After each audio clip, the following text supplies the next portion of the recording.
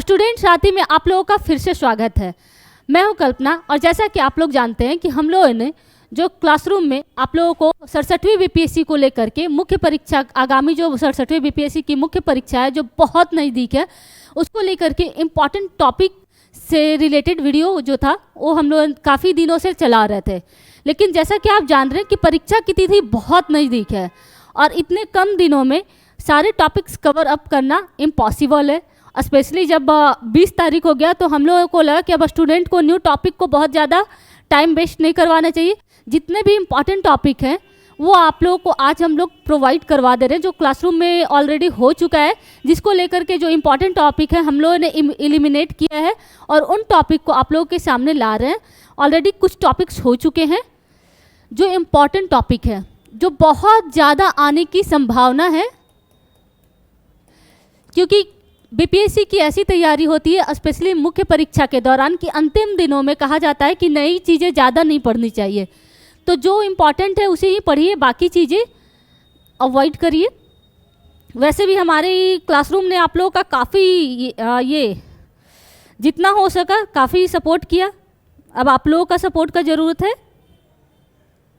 Important topic already हम लोगों ने देखा है क्या क्या हुआ है। पीएम गति शक्ति,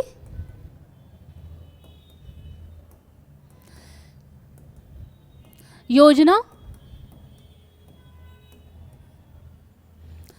आज़ादी का अमृत महोत्सव,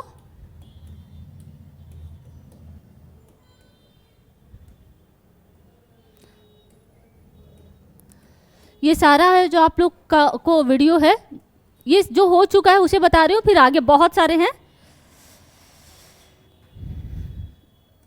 मानव विकास सूचकांक,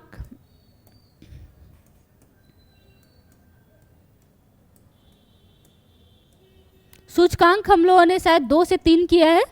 एक भूखमरी सूचकांक हुआ है,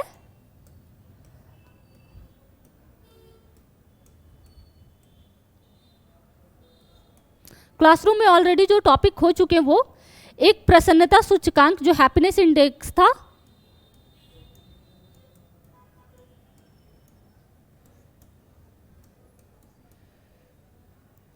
हो चुका है आपको। उसके बाद क्वाड का हुआ है, हिंद प्रशांत क्षेत्र।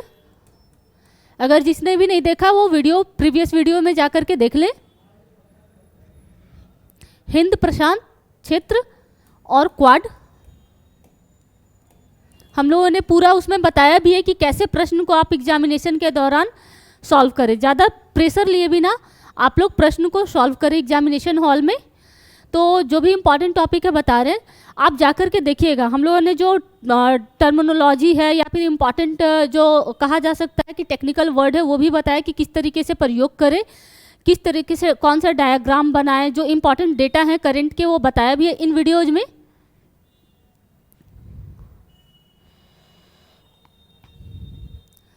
रूस यूक्रेन,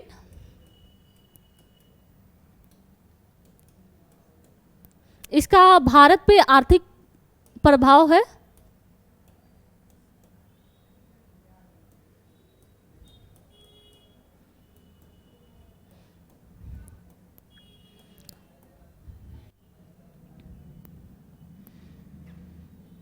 श्रीलंका में जो संकट है और भारत से संबंधित श्रीलंका संकट, अफगानिस्तान का,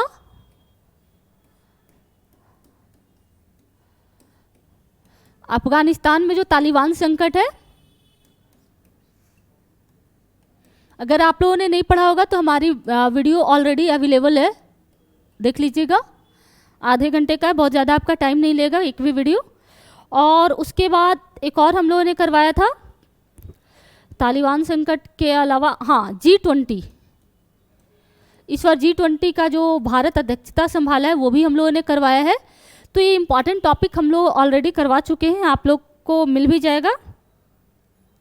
अब आ रहे हैं, हाँ, एक और है I2U2 भी हुआ है।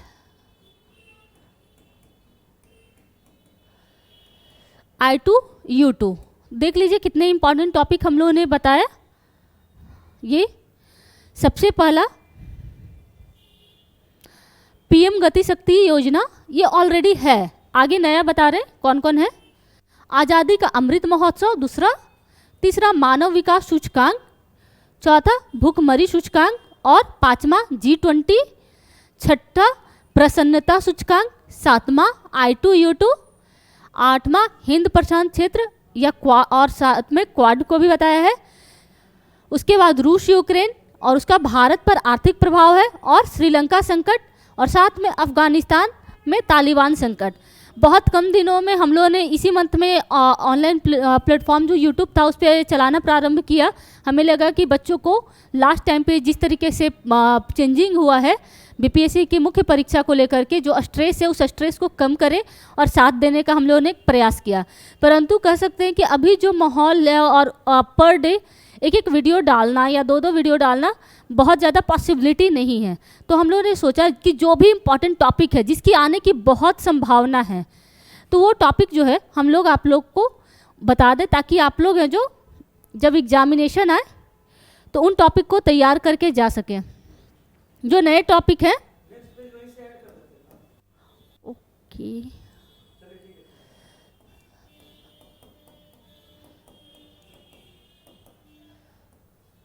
ये सारा 67वें बीपीएससी को लेकर के है मुख्य परीक्षा।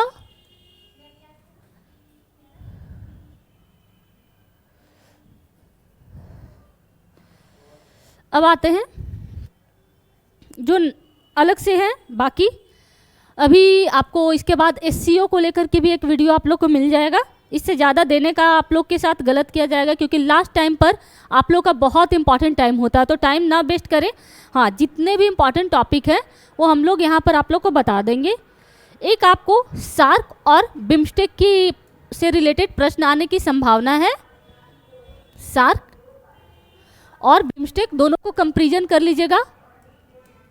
ये सभी है जो पिछले 1 से 1.5 साल में कह सकते हैं, ये सारे जो संस्थान हैं या फिर अंतर्राष्ट्रीय संस्थान हो या फिर भारतीय हो, सब काफ़ी चर्चा में रहे।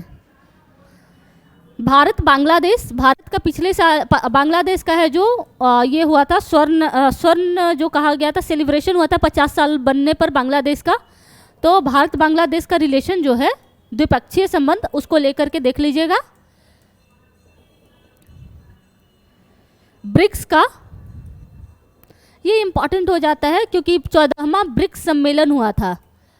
14वां ब्रिक्स सम्मेलन हुआ था चीन में। भारतीय प्रधानमंत्री ने वर्चुअल बहुत सारे मीटिंग है, जैसे हम लोगों ने बताया था कि I2U2 का भी हमारे प्रधानमंत्री ने वर्चुअल ही किया था, भाग लिए थे उसमें। COP26 पर्यावरण को लेकर के बहुत चिंता है। COP26 जो है काफ़ी इम्पॉर्टेंट क्वेश्चन में आपको आ जाएगा।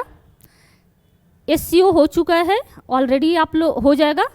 जातीय जनगणना, हाँ हम लोगों ने जातीय जनगणना भी करवाया है। ये बिहार से रिलेटेड है तो काफ़ी इम्पॉर्टेंट ये भी हो जाता है। अंतर्राष्ट्रीय सौर संगठन, क्योंकि इसका जो मेन है भारत है और अमेरिका भी इसमें जुड़ चुका है। पहला इसका सदस्य कौन है? भारत, दूसरा फ्रांस, और अभी नया सदस्य अमेरिका बना है, तो ये इंपॉर्टेंट हो जा रहा है। Block chain technology,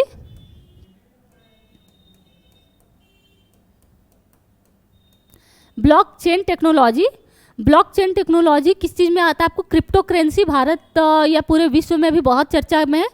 crypto currency को लेकर के प्रश्न आने की संभावना हो सकती है कि इसका है जो क्या संभावना है भविष्य में, या फिर इसका जो दुष्प्रभाव है, क्या कारण है कि भारत अभी भी इसको या विश्व में कई जगह लीगल टेंडर के रूप में इसे अपनाया नहीं जा रहा है। UN, संयुक्त राष्ट्र इसे कह सकते हैं। अब संयुक्त राष्ट्र के साथ क्या है कि संयुक्त राष्ट्र पिछले साल भारत इसका है जो अस्थायी सदस्य के रूप में चुना भी गया, और उसके बाद इसका जो शांति जो होता है, जो सेना होता है उसमें भारत हमेशा भाग लेता है। तो इसको लेकर के काफ़ी चर्चा भी रह रही है। UN की जो भूमिका है उसे लेकर के एक प्रश्न आप लोग बना लीजिएगा। और उसमें भारत का जो अस्थायी सदस्यता को लेकर के भी क्या क्या जो दावे हैं कि भारत क्यों कहता है कि अस्थायी सदस्य बनेगा, वो कर लीजिएगा। और उसका जो शांति सेना है कि भारत है जो, या फिर अस्थायी सदस्य के रूप में उसका किस चीज़ पे ज़्यादा फोकस है। जैसे कि भारत जब अस्थायी सदस्यता स्वीकारा भारत ने, तो उसने आतंकवाद पे सबसे बड़ा प्रहार करने का प्रयास किया। उसके बाद भारत है जो उसकी शांति सेना में भी कई बार भाग ले चुका है। और पिछले वर्ष, इसी वर्ष है जो आपको ये रसिया यूक्रेन वार के बाद भारत उसमें तटस्थता रखा, तो भारत की उसमें जो उपस्थिति है उसको लेकर के कर लीजिएगा। प्रश्न कैसे बनाना है और उसका उत्तर कैसे है वो आप लोगों ने ऑलरेडी देख लिया हमारे क्लासरूम में। अगर आपको इम्पॉर्टेंट लगे तो आप कमेंट बॉक्स में प्रश्न कर सकते हैं। और वैसे ही इतने दिनों में आप लोग को समझ भी आ चुका होगा काफ़ी हद तक। SDG इंडेक्स ये है जो इम्पॉर्टेंट हो जाता है, क्योंकि ये भारत के द्वारा जारी किया जाता है। कौन जारी करता है आपको? नीति आयोग। नीति आयोग के द्वारा जारी किया जाता है ये, तो ये भी पढ़ लीजिएगा। नया जितने भी डेटा होंगे पढ़ लीजिएगा।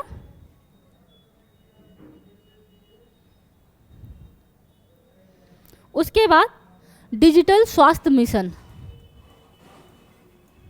डिजिटल, क्योंकि जान रहे स्वास्थ्य बहुत चुनौती के रूप में उभरी है। मिशन जितने भी इम्पॉर्टेंट है एक भी आप अवॉइड मत करिएगा, क्योंकि हम लोगों ने जो जितने भी इम्पॉर्टेंट टॉपिक्स है उसे ही साइड किया है। सारे के सारे टॉपिक्स हम लोग आप लोग को नहीं दे रहे हैं, जिसकी आने की संभावना बहुत ज़्यादा वही दिया है हम लोगों ने। भारत जापान,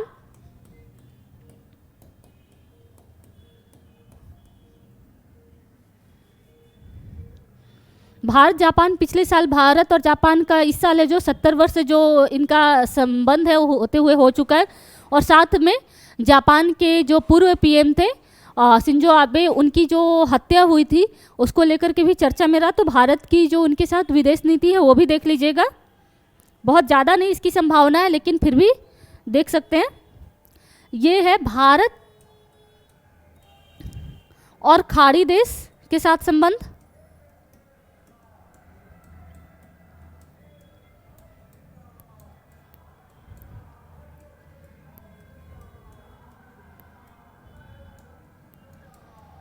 स्पेशली आप UAE के साथ देख लीजिएगा, वैसे सऊदी के साथ भी देख लीजिएगा, लेकिन UAE के साथ भारत की का भी पिछले कुछ वर्षों में बहुत अच्छा संबंध रहा है।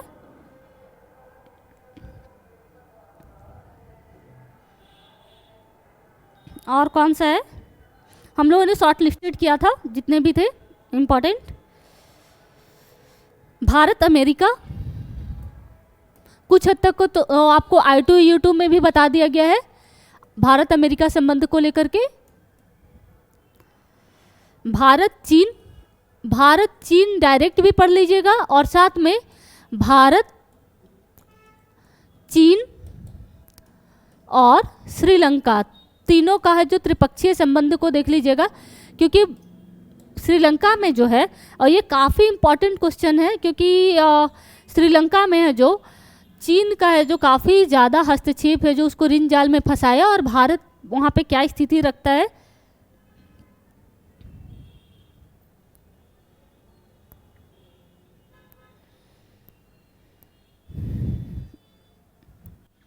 टाटा द्वारा एयर इंडिया का जो लिया गया, टाटा जो समूह है, रतन टाटा, आप लोगों ने न्यूज़ देखा था, टाटा द्वारा एयर इंडिया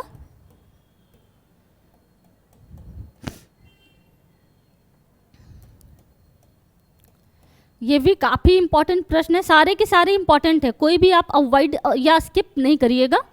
जितने भी थे इंपॉर्टेंट हम लोगों ने उसे एलिमिनेट किया है, ताकि आप लोग का परीक्षा के का समय है जो बचे, बाकी आप लोग बाकी टॉपिक में ध्यान दीजिएगा।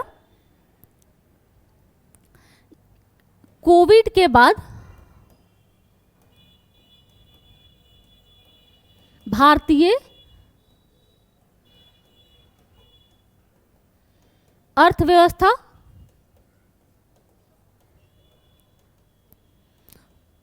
कोविड के बाद जो भारतीय अर्थव्यवस्था में है बदलाव वो भी। एक आप देख लीजिएगा वैक्सीन को लेकर के, वैक्सीन जो भारत ने डेवलप किया है, दो है, कोविशील्ड और कोवैक्सीन। और साथ में भारत का जो वैक्सीन कूटनीति काफ़ी चर्चा में रहा है 2 सालों से, वैक्सीन कूटनीति बहुत अच्छा रहा है। स्वास्थ्य के क्षेत्र में भी भारत ने वैक्सीन कूटनीति किया है। स्वास्थ्य काफ़ी इंपॉर्टेंट टॉपिक आ जा रहा है।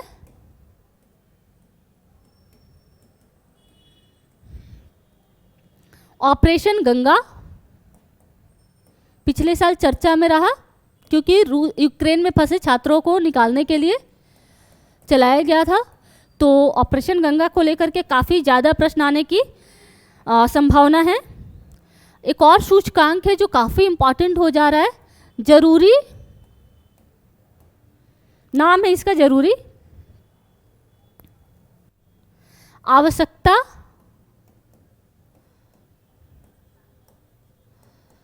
सूचकांक। देखते हैं कौन कौन सा इंपॉर्टेंट टॉपिक, फिर से आप लोग देख लीजिएगा, क्योंकि और भी टॉपिक्स हम बताना। अच्छा, यहाँ से ठीक है, अभी इन टॉपिक्स को फिर से बता दे रहे हैं ताकि ऑपरेशन गंगा काफ़ी संभावना है। जरूरी आवश्यकता सूचकांक भी है। भारत, जापान, एशियो, सार्क, बिम्स्टेक, वैक्सीन कूटनीति पढ़ लीजिएगा। भारत को लेकर के जो वैक्सीन भारत ने डेवलप किया और वैक्सीन को लेकर के भारत की कूटनीति पिछले वर्ष बहुत अच्छी रही, तो बहुत चर्चा में रही।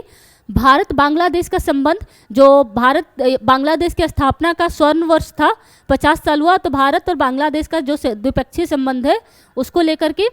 ब्रिक्स का 14वां सम्मेलन, तो ब्रिक्स में अभी क्या है कि आपको नए नए देश शामिल भी हो रहे हैं, उसको लेकर के भी आप लिख सकते हैं कि क्यों ब्रिक्स को बढ़ाया जा रहा है। क्यों COP26 पर्यावरण को लेकर के। भारत और खाड़ी देशों के साथ संबंध, स्पेशली आप UAE और सऊदी अरब के साथ कर लीजिएगा। और एक और है आपको इजराइल, हाँ, इजराइल फिलिस्तीन के साथ, इजराइल फिलिस्तीन के साथ क्या हुआ है कि वहाँ जो बदलाव हुआ है, उन लोग दोनों के बीच में जो विवाद है, तो भारत का वहाँ पे जो विदेश नीति है उसको लेकर भी कर सकते हैं, या फिर वहाँ भारत की स्थिति को लेकर के भी कर सकते हैं।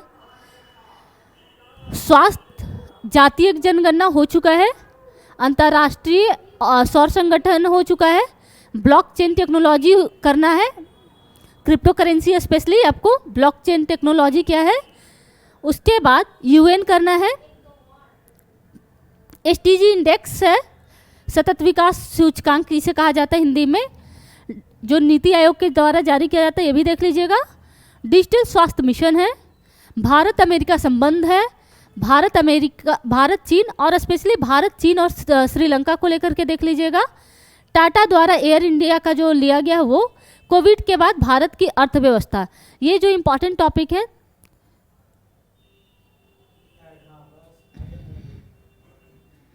अब देखते हैं और भी है जो भी इम्पोर्टेंट टॉपिक है। सार्क, बिम्स्टेक तो हम लोग, हाँ, ये सारे इंस्टीट्यूट में हमारे हुए भी हैं, और साथ में हम लोगों ने इसे शॉर्ट लिस्टेड किया कि ड्यूरिंग एग्जामिनेशन इतने ही टॉपिक को आप लोग पढ़िए तो काफ़ी इंपॉर्टेंट हो जाएगा। इंडियन एंटार्कटिक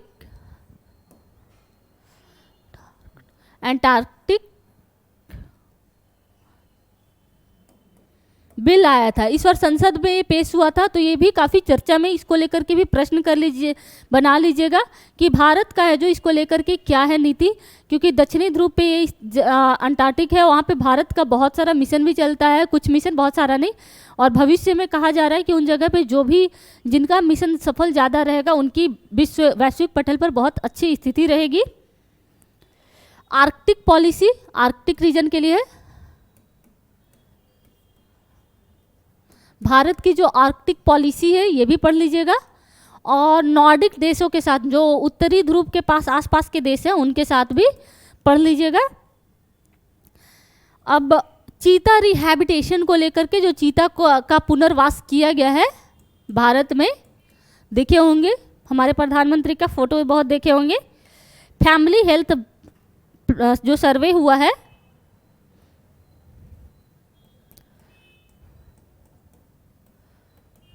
परिवार स्वास्थ्य सर्वेक्षण, ये भी पढ़ लीजिएगा, एक एक दे रहे हैं। IPEF ये है आपको इंडो पैसिफिक, दोबारा इसलिए बता रही हूँ किसी भी टॉपिक को ताकि आप लोग को छूटे नहीं। इकोनॉमिक फ्रेमवर्क,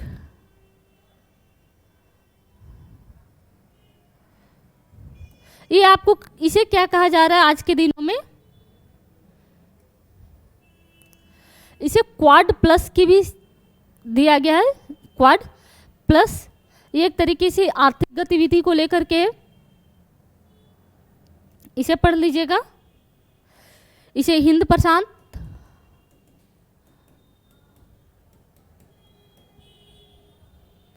आर्थिक ढांचा,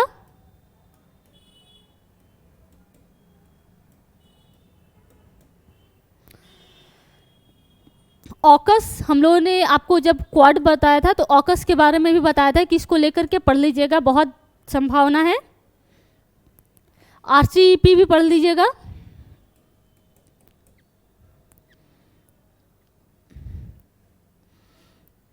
G7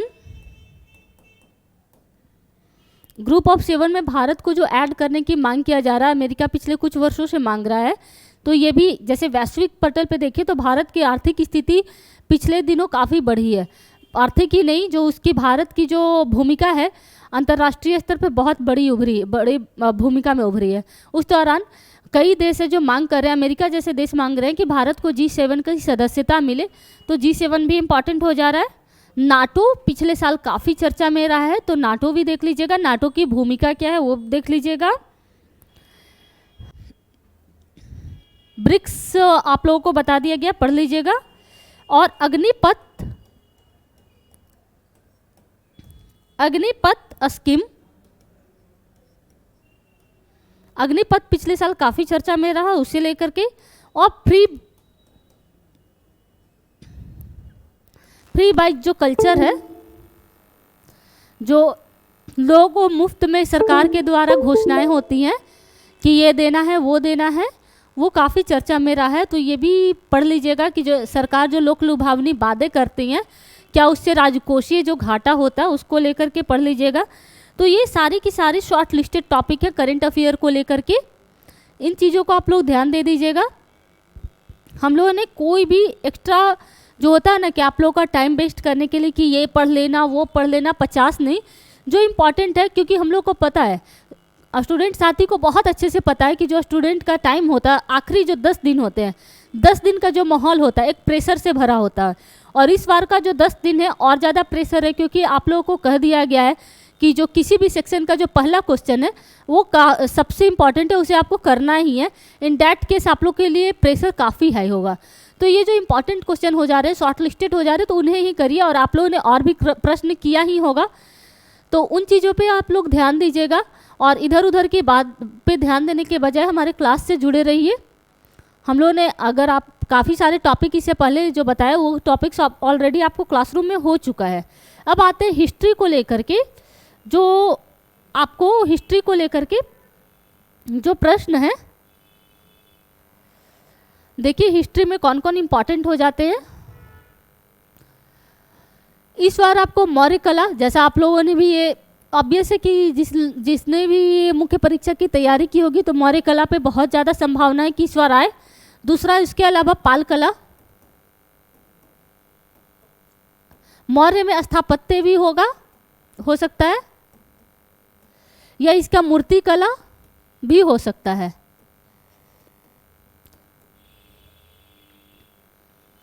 उसके बाद ये ज़्यादा चांसेस है कि आए। उसके बाद इस बार आपको किसान आंदोलन,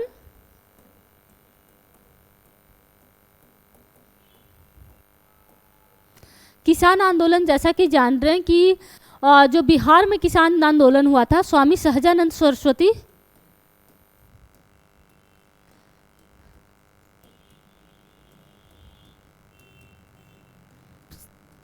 राहुल संकृत्यान,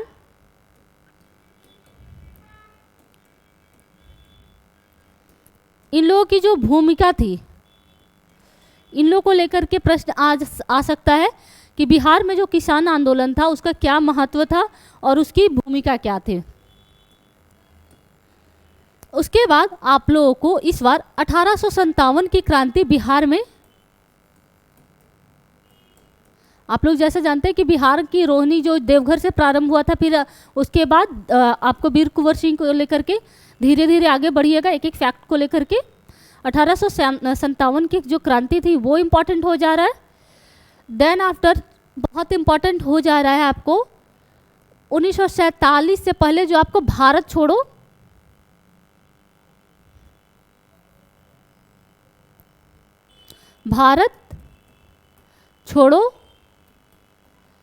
आंदोलन, भारत छोड़ो आंदोलन इसलिए इम्पॉर्टेंट हो जा रहा है क्योंकि इस बार आज़ादी का अमृत महोत्सव मनाया जा रहा है। तो ये प्रश्न आने की संभावना है। इसमें बिहार की भूमिका, सबको बिहार से ही रिलेट करिएगा हिस्ट्री में। उसके बाद आपको सविनय अवज्ञा भी आ सकता है, बिहार से ही रिलेटेड। बिहार में वहाँ कैसा रहा सविनय अवज्ञा आंदोलन, बिहार में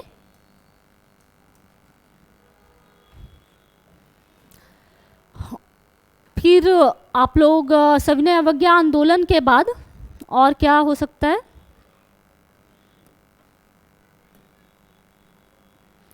वैसे ये तीनों जो आपको स्वतंत्रता संग्राम से थे तीनों इम्पॉर्टेंट हैं। बाकी वैसे तो आप लोग को 1857 से 1947 तक पूरा पढ़ना है, बट ये इम्पॉर्टेंट हो जाता है।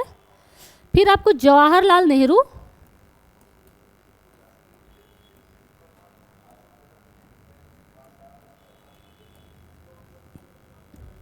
और महात्मा गांधी थाउट को लेकर के इनकी प्रश्न आने की संभावना है। आपने वैसे हिस्ट्री पूरी तरीके से तैयार तो कर ही लिया होगा, लेकिन ये इम्पॉर्टेंट क्वेश्चन स्टूडेंट साथी की जो टीम है उन्हें लगा।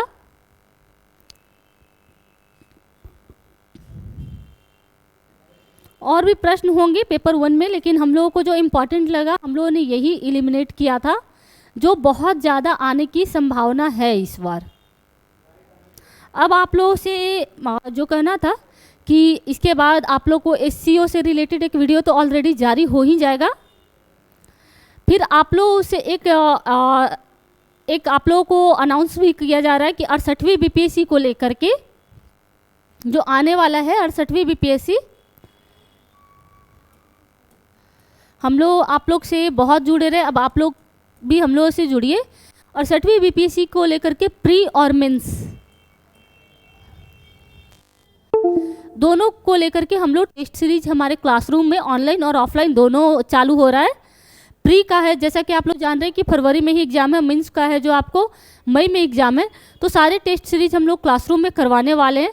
आपको ऐप पर यूट्यूब पर डिस्कशन भी अवेलेबल रहेगा, जैसे कि प्री का जो आपको टेस्ट सीरीज मिलेगा तो टेस्ट सीरीज आप लोगों को मिल जाएगा एक दिन, और एक दिन उसका सॉल्यूशन जो होगा डिस्कशन होगा, अगले दिन आपको लाइव मिलेगा। तो इसे लेकर के सर और अनाउंसमेंट करेंगे, तो आप हमारे क्लास से जुड़िए और जितना हो सके हमारे क्लास के बारे में लोगों को और शेयर करिए आप लोग। तो प्री और मेंस को लेकर के हमारा टेस्ट सीरीज जनवरी से ही स्टार्ट होगा।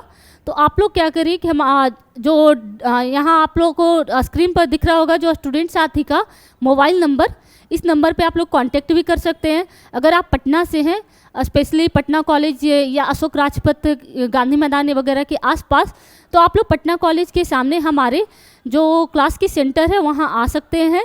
और अगर आप आउट ऑफ पटना हैं या फिर आप हो सकता है कि पटना में ही किसी दूसरे एरिया में रहते हैं, बोरिंग रोड या बेली रोड या दूसरे एरिया में रह रहे हो, तो आपको क्लास में भी आने की ज़रूरत नहीं है। आपके लिए हम लोगों ने ऑनलाइन कोर्स भी डिज़ाइन किया है, तो ये सारे आप लोग को अवेलेबल रहेगा। आप लोग सोच रहे हैं कि ठंड में कौन निकल करके जाएगा, कितनी दिक्कत होगी, रजाई में घुस करके चाय पी करके में बड़ा मज़ा आ रहा होगा, तो उसके लिए भी आप लोगों को ऑनलाइन प्लेटफॉर्म पर हम लोग क्लास आपको टेस्ट सीरीज अवेलेबल करवाएंगे। हमारे ऐप पर या यूट्यूब पर आप लोग को सारा जो PDF होगा प्रोवाइड करवा दिया जाएगा और नेक्स्ट डे उसका डिस्कशन होगा। तो आप हमारे क्लास से जुड़िए। 68वीं BPSC को लेकर के हम लोग विद इन फ्यू डेज हम लोग अनाउंसमेंट करेंगे, क्योंकि अभी बिहार SSC का एग्ज़ाम होने वाला है, देन आफ्टर BPSC का मेंस होने वाला है। तो लोग हैं जो इन परीक्षाओं की तैयारी में ज़्यादा जुड़े होंगे, लेकिन ये दोनों जो परीक्षाएं होंगी उसके तुरंत बाद हम लोग जो 68वीं BPSC को लेकर के जोर से लग जाएंगे, ताकि 68वीं BPSC में अब की बार आर या पार वाली कहानी लगा दे। आयोग जो करना है बदलाव लाए और स्टूडेंट साथी आपके साथ खड़ा रहेगा उस बदलाव में। आप बस स्टूडेंट साथी का साथ देते रहे और ये भी आपका साथ देता रहेगा। थैंक यू स्टूडेंट साथी से जुड़ने के लिए। अब मिलते हैं अगले वीडियो पर।